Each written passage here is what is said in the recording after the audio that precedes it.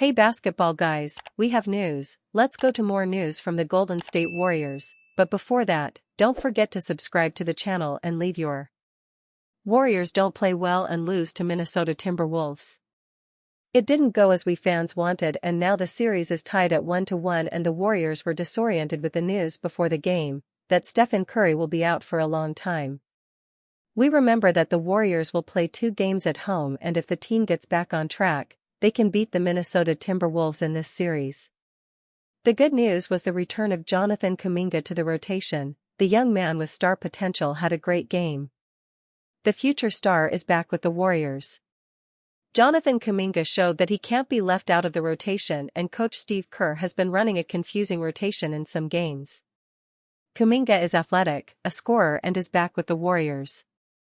The Warriors ran the same sets they always did during Thursday's matchup with Minnesota, the second game of the team's conference semifinal series. There were split cuts, shooters running around screens, and plenty of motion overall. The plays looked the same, but without Steph Curry, out with an injury, greasing the wheels with all-time great shot-making, the Warriors' offense sputtered. Meanwhile, the defense was unable to withstand Minnesota's potent shooting in a 117-93 blowout at Target Center. Curry was sitting next to the coaches in a black and red hoodie after being ruled out for the game with a hamstring strain that will keep him sidelined until at least Game 5. Even with the franchise's greatest player sitting in street clothes next to the coaches, the Warriors stayed in the game for 2.5 quarters before running out of steam. With the stars sidelined, a mishmash of role players had to play big minutes next to Jimmy Butler, who had 17 points. Jonathan Kuminga scored 18 and showed an ability to use his latent athleticism to create his own shot off the bounce. Julius Randle led the Timberwolves with 23 points, and Anthony Edwards put in 20. The video player is currently playing an ad. After going down 56-39 at halftime, the Warriors began the third quarter on a 19-6 run, with Buddy Hield and Kuminga each burying 3-pointers to cut the Minnesota lead to just 7 with around 6 minutes to go. But after seeing their lead trimmed to 65-58, the Wolves responded with an 11-0 run that put Minnesota back in control. Minnesota led 85-65 at the end of the third quarter and salted the game away from there. Things could not have started worse for Golden State. After going 0 for 15 from three-point land to start Game 1, Minnesota made its first 2 triples on makes by Jaden McDaniels and Mike Conley as the Wolves jumped out to a 13-0 lead. The Wolves finished the game 16 for 37 from long range. Butler scoring 5 points was about all that went well for the Warriors in the first quarter, which saw the Wolves lead 29-15 after the Warriors had more turnovers, 5, than assists, 4, and only 6 made field goals. The second quarter was not much better, even when the Wolves appeared to make a mistake. When Naz Reid fouled Draymond Green, the Warriors forward flailed his arms in a manner reminiscent of his play against Houston's Fred VanVleet in the first-round finale. Just like in that game, lead official Tony Brothers dinged Green with a technical foul, his 5th of the postseason. If he receives 7 techs, it mandates an automatic 1-game suspension. Golden State was not the only team that saw its franchise player leave a game with an injury. Edwards had scored 7 points in the first half when he left the game with an apparent left ankle injury at the 5:56 mark of the second quarter. After remaining in the locker room for the rest of the first half, Edwards returned to a thunderous ovation to start the third quarter. Edwards came back looking 100% healthy, scoring 13 in the second half. The Wolves withstood Golden State's rally and pulled away to even up the series. Stephen Curry discusses tricky hamstring strain. Warriors star Stephen Curry sustained a grade 1 left hamstring strain on Tuesday in the second quarter of Golden State's Game 1 victory over Minnesota.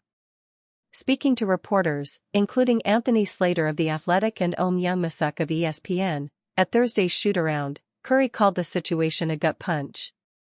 "Fight through the last 2 months of the season, a hard first round that you get through a Game 7, Curry said. "The way that we were playing and I was playing individually, that first half, I was starting to feel really, really good about where we were at, and then you kind of get a gut punch like that. So it was really emotional at first." Curry has already been ruled out for the next 3 games of the series due to the injury. If necessary, Game 5 will take place next Wednesday. While the 37-year-old said he doesn't have a specific return date, he suggested next Wednesday might too optimistic at this point. Both Slater and Youngmisuk point out that a potential Game 6 would occur 3 days later, if necessary. This is new, and from all that I'm learning about how quickly you can get back, there has to be a healing process, Curry said. You can't accelerate it more than what it's telling you. So it'll be one of those, after a week, really re-evaluating every day to understand when it's safe just to even think about playing, let alone how much can you push it. According to Youngmisuk, Curry was asked if he will have to fight an urge to return early if his team finds itself in a hole without him. There will eventually be conversations like that, Curry said. I'm not even anywhere close to that right now, so I'm not rushing it because there has to be a natural healing process that happens and the body will tell you even if you're able to do normal basketball movements, pain-free, and all that stuff. And I know how tricky hamstrings can be where they can fool you and think that it's healed even if you don't feel anything. And so that gray area will be confusing I'm sure, but I'll do everything in my power to get back as soon as possible. While he was obviously extremely disappointed to have suffered a hamstring injury for the first time this late in his career with an opportunity to win another title, he said he was grateful the strain wasn't more severe. Curry also said Golden State gained confidence after taking Game 1 and believes it can do well without the 11-time All-Star.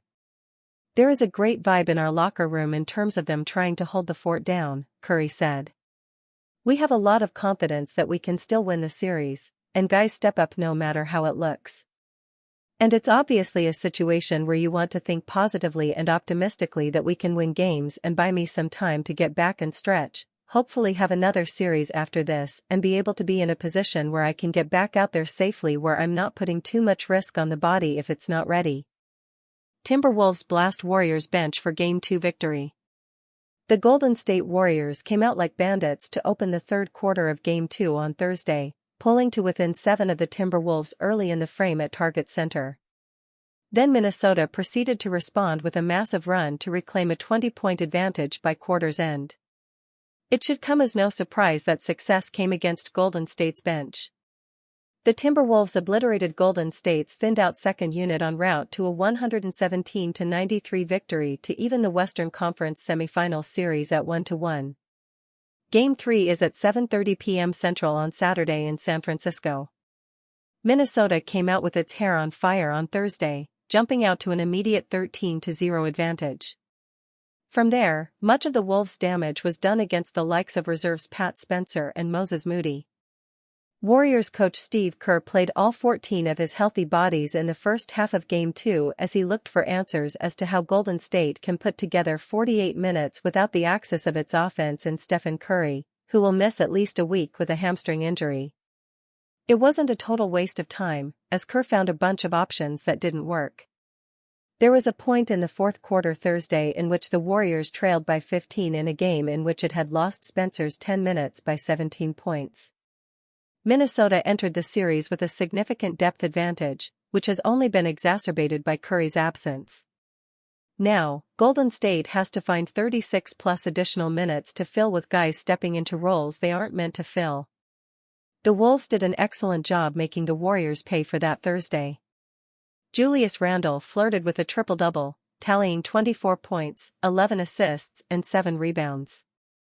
Anthony Edwards, who briefly left the game in the second quarter with an ankle injury, only to return to open the second half, tacked on 20 points and 9 rebounds. Nickeil Alexander-Walker emerged from a shooting slump to drill 4 three-pointers as Minnesota shot 43% from deep as a team. The Wolves' half-court offense still struggled for large portions of the game, but it was rarely pressed as Golden State couldn't find a way to put points on the board. Minnesota led 37-19 midway through the second quarter. The Wolves found offensive success via the fast break, 18 points, the offensive glass, 16 second chance points, and off the Warriors' 19 turnovers, which turned into 20 points. Golden State can't afford to lose any of those areas, particularly not while hemorrhaging points with its second unit on the floor. With the Warriors' star guard not in the current equation, Minnesota simply has far too much for the Warriors to handle. With Curry not expected back until at least Game 5, Kerr will now have to decide if he wants to overextend his top 5 remaining players to take a swing at splitting Golden State's 2 upcoming home games. If he chooses to do so, Minnesota's challenge will be to win anyway. With Curry out, Warriors will need to rely more on Draymond Green to lead team. Golden State Warriors are in a bit of a pickle. In the team's Game 1 win over Minnesota Timberwolves to kick off the Western Conference semifinals, one notable star was missing from most of the action. Stephen Curry, the foundational piece of the Warriors' 4 championships, left the game early in the second quarter with what appeared to be a hamstring injury. Sidelined for at least a week, and possibly more, the Warriors will need to turn to their other stars to lead the team. But no star is more important at this present moment than Draymond Green, who is the Warriors' emotional leader. Now, Green will have to assume an even bigger leadership role in Curry's absence. Green's impact for the Warriors. There is no secret that Green has been extremely valuable to the Warriors during his tenure.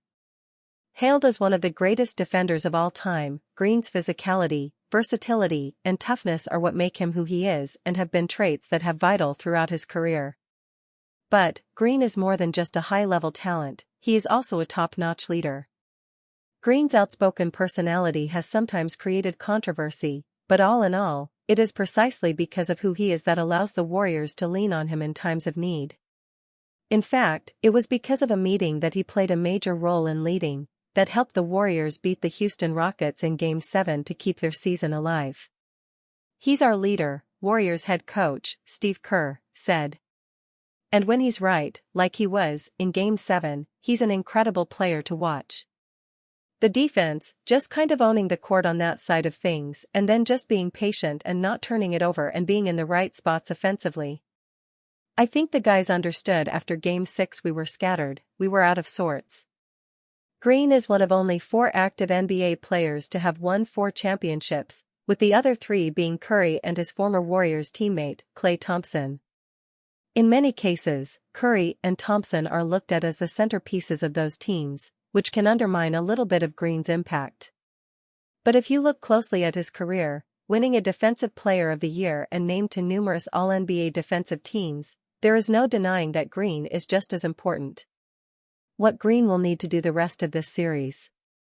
Curry will not be on the floor to run the offense on May 8, most likely putting Green in charge of that role. And because of that, he will need to become more of a playmaker and minimize on the turnovers, something he has struggled with at times in the playoffs. "I had 4 turnovers," Green said about this performance in the Game 1 win. "Your margin for error shrinks dramatically without Steph. We'll see what coach has in store. I'm not going to come out and be like, oh man, I need to be Steph.